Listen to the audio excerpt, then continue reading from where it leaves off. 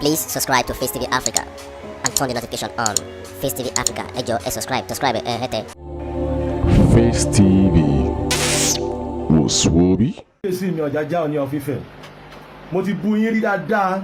torí tó gun bá ti dé ó ti dé ní ogun mẹ̀gbọ́n kò máa búrò. Ẹ dẹ̀ mọ̀ pé àwọn tálákà, àwọn mẹ̀kúnnù, àtàwa náà wà ń bẹ̀. Ẹ má lọ pẹ́ jẹ́ pé àwọn èlò mo tì ní. À ń sọ́fà, à ń jẹ ìyà fún nǹkan tí a ní, tá a ní ẹ̀tọ́ sí ní ìlú yìí. Sir, last word yín ní prógráàmù yẹn ni mo máa bá yín fèsì sí nísìn. Ọlọ́run ò lè bless Nigeria o. Láíláí never. Never! It can never happen. God will not bless Nigeria. Nigeria will continue to be giri ìyà.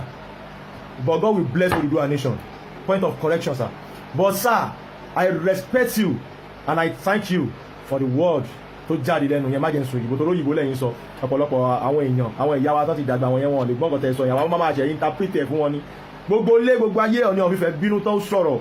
Bàbá yẹn sọ̀rọ̀. Ọ̀rọ̀ tá fẹ́ kó sọ nígbà tán lé Buhari táwọn àti Buhari jọ wà àmọ́ kan tó àmọ́ mítìn tó lọ ṣe lásòrò tán dé tán ní ká máa follow law. Gbogbo àwọn náà ti wá rí báyìí pé owó law yẹn ò work mọ́.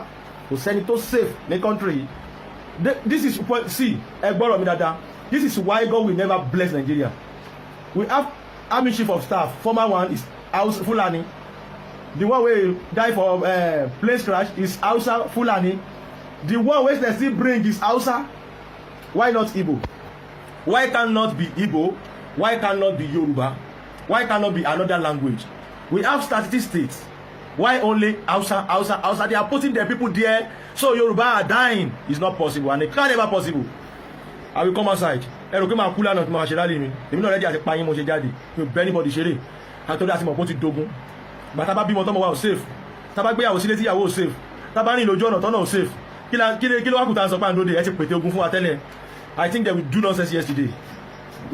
Lagos state is my target and government state is my target. I'm already put people there. Tell the team àti ṣe bí kò burn bẹ̀ fire. Ẹ máa rò pé ní security làlàúsá kò sí security kankan làlàúsá torí pé àwa ọmọ Yorùbá tó jẹ́ security àkín ṣọ́mọ́lì.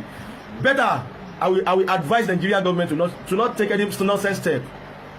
Yes, ẹ máa fún àwa ọmọ Yorùbá láyè láti ṣètìnú wa ni. Ìyà yẹn ti pọ̀ jẹ́ wo bá ṣe rí. Ẹ wo bá ṣe rí ìyà ti turn everybody brain to the left. Ẹ wá fẹ́ ká ṣe máa sọ pé one Nigeria. Anybody that say one Nigeria as from today is a bastard. One Nigeria báwo kò ní dáa fún Nigeria ayé Nigeria máa bàjẹ́ ni. Omi máa gbé Nigeria ọ̀hún lọ ni. Nigeria tẹ́tí sọ pé one Nigeria. Ta lọ̀gá custom Hausa. Tẹ́ bá ní kẹ́ máa rí ju gbogbo bí táwọn tó ti jọgà tó ti tó jẹ́ Nigeria waiting point is Hausa dem put for there. Let us build our own career in Yoruba land. That's what we want. We don't want Nigeria. We don't want Nigeria. Gbogbo ẹ̀yin ọba, we don't want Nigeria. Again, we already tired of Nigeria. You will say Nigeria is Hausa language. Nigeria is Hausa language. If it is not Hausa language, can you tell me the meaning of Nigeria? Please, stop following me. You're sure that Nigeria is Hausa language. Biafra is Igbo language. Oduduwa is Yoruba language. That's it. But it differentiate ó dẹ̀ correct. Torí aṣọ aronú kó tó ti pa bẹ̀ sí bọ́ síta. À ń ṣe àwọn ọ̀dẹ̀ kan tó ń sọ pé tọkọ̀ jáde tó ń sọ pé ìbò 2020 ó ti rí bọ̀bọ̀ yẹn kàn jàǹpátá kan sọ̀rọ̀. Ó dẹ̀ ń sọ̀rọ̀ ó dẹ̀ sí ní Nàìjíríà. Lagos state lèmi wà náà. Mo dẹ̀ ń jáde mo ń rìn kiri. Ó yà ẹ̀yẹ́ kájọ tá wọ́ọ̀tì ní kámẹ́ tó máa win. Ẹ̀yin ìjọba òṣì ẹ̀ ń lo escort ẹ̀ ń lo ọlọ́pàá threatening wa. Àwa ò escort kankan àndárìn ni. Yes, àndárìn ni. Torí pé ẹ ti sọ wá di nǹkan tá a fẹ́.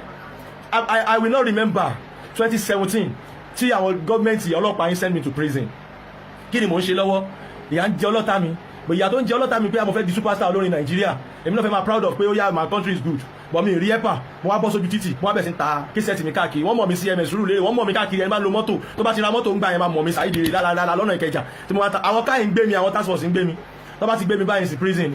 gbogbo késẹ̀tì mi tó ní bí yẹ kí n fi ṣe nǹkan rí láyé wọ́n àbádọ́nà ó sì wà ní task force office till today they did not give me. So look at the government. Is it the government be that? Rubbish government tẹ́ ń ṣe, stupid government tẹ́ ń ṣe. Ẹ mọ iye àwọn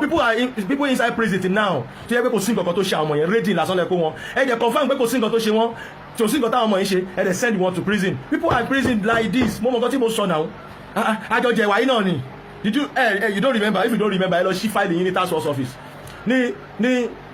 November 27, 28 year 2017 ẹ bá ṣí fáìlì yẹn máa lórúkọ mi bẹ olórí burúkú ara gbogbo yín ẹ káṣọ òṣì sọ́rùn ẹ káṣọ ìyà sọ́rùn ẹ wá sọ fáwọn pé wọ́n Nàìjíríà ẹ wá sọ fáwọn pé káwọn má pariwo ogun káwọn má pètè ogun nígbà tẹ́ ti fi wá sínú risk already. Did you know how many people tí Fúlàní ti pa ni? Ṣé ẹ mọ iye àwọn how many people tí Fúlàní fi fẹ̀mí wọn ṣòfò? Inú wa ò dùn. Yes, thank you bàbá mi Ọọ̀ni of Ifẹ̀. Mo máa ń bú yín dáadáa mo máa ń bú yín tèmi torí mi ò láì ṣíṣe àdẹjọ́ jọmọ Ọ̀ṣun kan náà omi tẹ́ bá ṣe pé fún mi omi Ọ̀ṣun jọ máa gbé gbogbo wa lọ ni torí tẹ́ ẹ̀ bá ti jọ máa lè Ọ̀ṣun kan náà lèmi náà ọmọ ọkọ ni wá so tẹ́ bá ti sọ pé kó ṣe báyìí fún Saheed ó jọ máa ṣàá méjèèjì ni o kó má ṣe mí kó ṣe ẹ̀yin nìkan torí mi ì fi má darí kan tèmi mi fi wùwà ìbàjẹ́ mo ò dẹ̀ fi má darí kan tèmi mi fi wùwà ìdá ẹ wo nǹkan táwọn èèyàn fi support mi nígbà rally mo dẹ̀ jáde mo dẹ̀ ṣe rally yẹn mo tún ṣe rally yẹn guys get small change for hand nínú owó táwọn yẹn fún mi yes bó ṣe yẹ kó máa rí nìyẹn ẹ jẹ́ ká nà tán fáwọn tá à ń bá rìn kán lè mọ orú èèyàn tá a jẹ́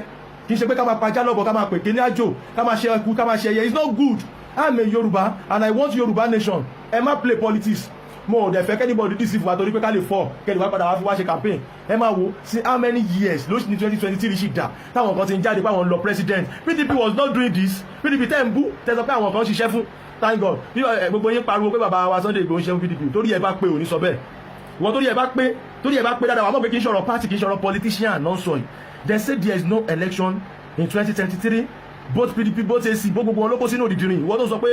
kíní kan ẹnìkan sọ̀rọ̀ pé kíní kan ọ̀dẹ̀ aláyé dáadáa ìwọ tó jẹ́ pé òní fúnṣọ ayé ti bàjẹ́ bàbá sọ pé kíní kan bàbá Sunday Igboho is working for kíní kan Sunday Igboho is working for is working for our federation our generation our nation that's what they are calling Yorùbá Odùduwà aparapọ̀ a nífẹ̀ẹ́ ara wa mo láìkì bàbá Sunday Igboho náà láìkì èmi àti ẹ torí tí ọba láìkì èmi àti ẹ ni wọn ò ní jáde o olówó ọlọ́lá ni o ọkàn rẹ balẹ̀ o kò ní ṣòro o ìwọ tó wá fẹ́ kú sínú ìṣòro tí yà ń jẹ tó bá dáa fún wọn tó ń sọ wípé àwọn kan ṣiṣẹ́ fún PDP tó bá yẹ kó dáa fún ẹni kí ló wá lọ bí tó wà yẹn kí ló lé tó dúró sí Nàìjíríà wa láyé dáadáa lórí ibú kí ni tó bá dáa fún ẹ ní Nàìjíríà tí wọ́n pariwo pé Nàìjíríà Odùduwà nation APC olórí burúkú ara ìgbà tó ti rí fún ẹ ní change tó ti rán ẹ lọ sí ibì kan tó ti mọ lọ máa ṣerú lókè lọ orí ẹ̀ wà fẹ́ pé mọ́ o ti rò pé inú gbádùn ló wà ọ̀dẹ̀ wọ́n tó jẹ́ pé wọ́n máa tó dizone ẹ no sorry mi sí ní barak dizone ló ti mọ́ mi lára wọ́n máa tó deport ẹ dànù wá sí Nàìjíríà ọ̀dẹ̀ ó lọ sọ̀rọ̀ pé kíní kan mi ìfẹ́ dáwọ́ bọ́yẹn lóhùn bìkan mi ì tiẹ̀ mọ́ rí kò tiẹ̀ ní star rárá kò ń ṣe star boy mi àti ẹ̀kọ́ ò tí ní mèmí ìfẹ́ máa sọ̀rọ̀ lórí mátà ẹ̀ mo kàn fi gbogbo program ẹ̀ níyì torí mo yẹ̀ ṣe rally tán ni power mi yẹn ò tí ọmọ rally ò easy o rally ò easy o mo dúpẹ́ lọ́wọ́ gbogbo ẹ̀yin tẹ́ tẹ̀lé mi o gbogbo ẹ̀yin fans mi tẹ́ tẹ̀lé mi mo dúpẹ́ o ojú kò ní tì yín mo ṣẹ̀dé láti rally ni mo ò tí strong bọ̀rọ̀ yẹn gbé mi nínú ká mi lára ọ̀rọ̀ Oòduà wà nù ọkàn mi bí pé ká ti gbòmìnira káwá mọ̀ nǹkan tábà tiẹ̀ gbòmìnira gan káwá bọ́ bá ṣe fẹ́ ṣọ̀rọ̀ ara wa gan pé òkè kí la fẹ́ máa fáwọn citizen ìwọ tó bá fẹ́ ṣe olórí wa àámọ̀ kó lóòtítọ́ olódodo ni ẹ́ ó yá nǹkan tó bá ń jáde nílùú wa kí la fẹ́ máa fún àwọn ọba torí pé kí ni gbogbo ẹ̀ṣọ́ ìlú àwọn nǹkan èrè ìlú a máa kọ́kọ́ kó lọ́dọ̀ ọba náà kọ́ba tó ṣe ẹ̀pin báwo la ṣe máa ṣe tí ò ní lọ́wọ́ politician for now olóṣèlú tá a bá dẹ̀ fẹ́ yàn gẹ́gẹ́ bí òjíṣẹ́ tá máa fún àwọn ìlú ní nǹkan tí oníjọba lá máa ṣe wàhálà káàkiri tá à ń pè ní politician lè tó ọmọ kò ara wọn mọ́ tó wọ́n fẹ́ sọ ara wọn dọ́lọ́hùn yìí a ṣe máa yàn wọ́n ṣe máa ṣe dáadáa fún àwọn aráàlú ókè o ọmọ tó bá ti bí o tó bá ti jẹ́ citizen Yorùbá tó jẹ́ pé díjì wọn Yorùbá ni wọ́n ni a máa fún wọn nǹkan báyìí ni ẹ̀tọ́ wọn nílùú láì tiẹ̀ tí ṣiṣẹ́ tó bá tiẹ̀ tó wá ń ṣiṣẹ́ nǹkan báyìí ni a máa fún wọn ṣé o ta bá rí nǹkan báyìí tó bá ń san tá bá tiẹ̀ fẹ́ gba táàsì lọ́wọ́ wọn kò ní ní wọn lára a ní fi wọ́n sínú nira lẹ́yìn ìgbà tá bá tún gba táàsì lọ́wọ́ wọn tán tí ìlú bá dáa tó dùn tó dáa tán torí ilẹ̀ Oòduà nǹkan tẹ́ ti bàjẹ́ pọ̀ ń bẹ̀ gan so tó bá máa tá bá sọ pé kó dáa báyìí a ti bẹ̀ sí ṣe production náà là ń ṣe tàbí ṣe aggregation tá fi ń pariwo káàkiri Oòduà nation tó bá máa dáa ó máa rìn díẹ̀ o ó máa gbà náwó díẹ̀ torí àwọn olórí burúkú wọn ti balẹ̀ jẹ́ àwọn owó tó ti kó jẹ bóyá tá bá lè rí dá padà ṣá ká máa competition mọ́ wọn ní outside country ibi tó wọn bá wà kọ́ máa deport owó wọn náà wà yíba pé owó lágbájá ni ẹ gbà ẹ̀yin aráàlú ẹ gbé nǹkan yín dání nǹkan tó lè tètè rí solution fún wa nìyẹn o torí people àwọn politician ní fẹ́ ṣèkà fún wa ni orí wa ẹlẹ́dàá wa ló ń gbọ́n máa kó wa yọ but now we say we don't want Nigeria kẹ́ máa gbọ́ bàbá kábíyèsí gbogbo ẹ̀yin kábíyèsí tẹ́ bá ti fẹ́ sọ̀rọ̀ lórí tẹlifíṣàn mo ń láìkì àwọn ọ̀rọ̀ tẹ́ sọ́sìn ọba tó bá ti fìrì àsìkò àpọ́nlé a máa pọ́nlé ni o ọba tí ó bá tẹ̀ ti fìrì àsìkò àpọ́nlé wo a máa fò tí orí àwọn afigbó títì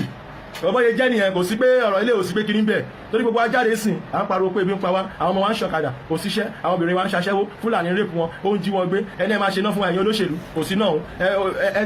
now mo ti ẹ̀ sọ̀rọ̀ kan ṣebí ẹ̀ ń sọ pé Fáṣọlá former president Fáṣọlá ṣebí ẹ̀ sọ fún pé ministry of clinical light ni ṣebí ẹ̀ sọ fún wa pé ẹ ti ta NEPA pé NEPA ò sí lábẹ́ ìjọba mọ́ kí wá ní bàbá Fáṣọlá kí ni oúnjẹ sí kí ni oyè tí wọ́n jẹ mo ti ẹ̀fẹ́ mọ̀nà bí a minister àbí senator kìíní kan for light or kìíní kan ẹjọ́ ṣe ń tọ̀ wá ni àbí ṣe rò pé ọ̀dẹ̀ ni wá ni ẹ̀yin people yìí stop doing all this nonsense lẹ́ ń ṣe náà ẹ̀yin lẹ́ máa sọ pé ẹ̀yin náà lẹ́ tún máa sọ pé bí ẹ̀yin ti ta NEPA ni ẹ̀yin ti ta power ó yẹ tó wá yan minister àbí kìíní kan fún power kìíní kan ó yá iná wọn àwárí iná wọn àrí a kàn waste owó fáwọn àwọn tó máa pín bíìlì ni náà ọjọ́ wo la fẹ́ ṣe léyìí dà wọ́n bímọ kékeré orúkọ ọmọ yẹn kú ọ̀rọ̀ yẹn ti pẹ́ díẹ̀ torí gbà yẹn mo kọ̀ wò pé gbogbo nǹkan tí màá fi kọrin lélẹ́yìí o bọ̀ mo á wò pé nǹkan tí màá fi kọrin kọ́ lélẹ́yìí o jẹ́ kọ́kọ́ bẹ̀rẹ̀ sí sọ́ lọ́rọ̀ ọ̀nà káyé kọ́kọ́ máa gbọ́ mi ná eléyìí tí ó ń ṣọ̀rọ̀ ní rárá orúkọ ọmọ yẹn kó wà láì torí pé kí ni wọn ò rí jẹ wọn ò rí mu inú oorun ọlọ́run ọba ló ń tọ́mọ wèrè o àmọ́ àwọn kan wà náà ti jẹ́ pé tí wọn bá rí ìtọ́jú dáadáa ó ṣeé ṣe kí wọn ẹ̀yin politician yẹn wá kí ẹ worry about our dead but ẹ worry about your pocket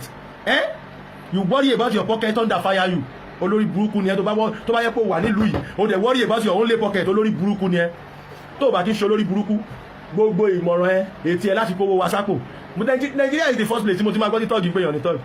Olúrẹ̀mí Tinubu ń pèyàn ní tọ́ọ̀gì kí lòun amrọ̀bà tẹni tó pè ní tọ́ọ̀gì bá jẹ́ tọ́ọ̀gì òun amrọ̀bà ẹ sì bá mi sọ fún Olúrẹ̀mí pé mi Saheed sọ pé amrọ̀bà lòun gbogbo wa tó wà tọkọ ẹjọ́ kó jẹ tọ́jọ́ kó sápò tọ́jọ́ kó pamọ́ ẹ̀ sọ̀rọ̀ ń pa ẹ̀ ẹ wá ń sọ̀rọ̀ pé ó wá pèyàn ní tọ́ọ̀gì public kó tiẹ̀ pèyàn public ó pèyàn ní tọ́ọ̀gì public ó yẹ kó gbé woman yẹn tí bá ṣe pé ibi tẹ́ ti ń ṣe godfatherism tẹ́ ti ń lo kinní ni kó ti abuse over embarrass èèyàn ní public this rubbish Olúrẹ̀mí Tinubu náà ń pèyàn ní you think you are a pastor torí pé ẹ̀yin àti bàbá Adébóyè ti jọpa ẹ̀sìn jọ wọ́n ti gbé certificate wèrè kan lẹ́yìn lọ́wọ́ you are not a pastor you are a criminal obìnrin tó bá ti wà nílé tí ò bá ti sọ pé fún ọkọ ìpé nǹkan tó ń ṣe ò dáa olè làwọn méjèèjì yes olè làwọn méjèèjì ẹ wá dákẹ́ wá kówó Nàìjíríà sáko bọ̀mì ẹ wá ń ralẹ̀ ìlú káàkiri ẹ fẹ́ kí gbogbo ayé di tiyín gbogbo anything Tinubu everything nínú ọjà ni ìyálòde ni Tinubu lẹ máa bá ń bẹ ẹgbá ni Tinubu lẹ ṣẹ́yìn ìrùkọ lọ́lọ́run dáyé fún ni kí yóò kò sí family ẹlòmíì nílùú ìmọ̀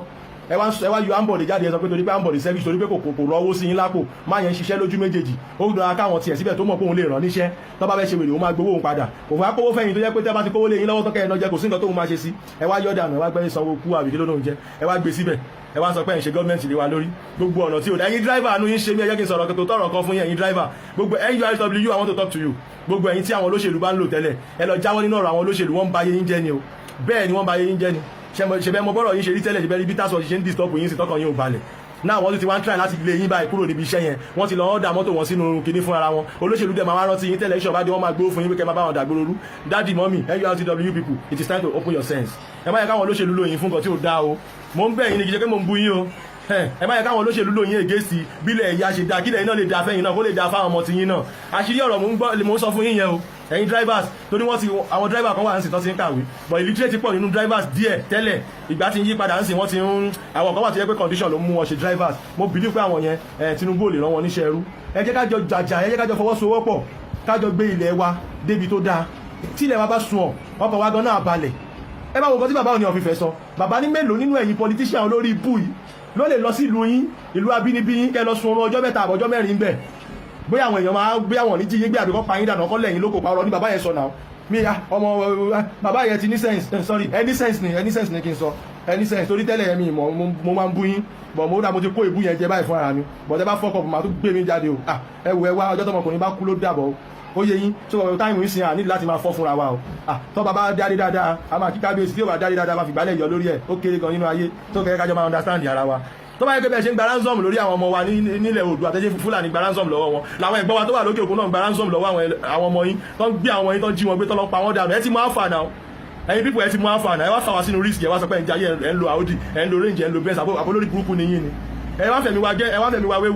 wéwu skul ò jẹ́ skul mọ́ kò sẹ́ni tì mọ́ ẹ wá sọ fáwa pé kìíní ṣe ọ̀dẹ̀ lẹ́pẹ̀ wá ni wèrè lẹ́pẹ̀ wá ni ẹ wáyé la wáyé náà àjọ wà ní ayé ni àlejò ní Yorùbá nation ní àjọ ní tẹ́lẹ̀ àsọpájọ ní Nàìjíríà nígbà dájọ́ pé Nàìjíríà ò lè pè wá mọ́ then ká di kóníkálukú di Ọlọ́run ti dìpátì wa tẹ́lẹ̀ náà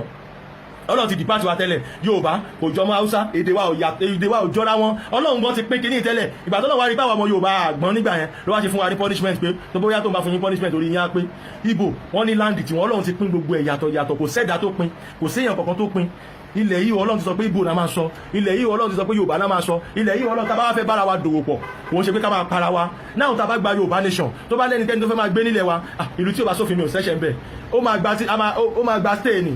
tí tíkẹ́ẹ̀tì ẹ̀ bá dẹ̀ ti ń díù nílùú wa ó máa tún gbà mí ní láìjẹ́ bẹ́ẹ̀ a máa sìn kúrò nílùú ní kó padà sílùú wọn kò ní ní access láti kọ́lé sílẹ̀ wa tó bá ti ẹ̀rá lé ilé yẹn àti wà ní agreement pé kì í ṣe permanent ìjọba lónìí wọ́n lè gbà lọ́wọ́ at any time tówó tó ń sọ ń bẹ̀ bá ti díù wọ́n máa lé ẹ jáde àwálá nílẹ̀ wa ọmọ Yorùbá máa ní àwálá ní nǹkan wa ìjọba máa fún wa ní tiwa permanent a lè ralẹ̀ a lè kọ́lé síbẹ̀ látọwọ́ àwọn ọba wa tá máa ní àṣẹ tí everybody máa tí everything máa go well kì í ṣe ládàradà bó ṣe ń lọ yìí tó yẹ pé kò sẹ́ni tó save nobody save in Nigeria nobody save in Nigeria again. Please subscribe to Face TV Africa and turn the notification on. Face TV Africa ẹ jọ̀ọ́ ẹ subscribe ẹ hẹ́tẹ̀. Face TV was Swoby.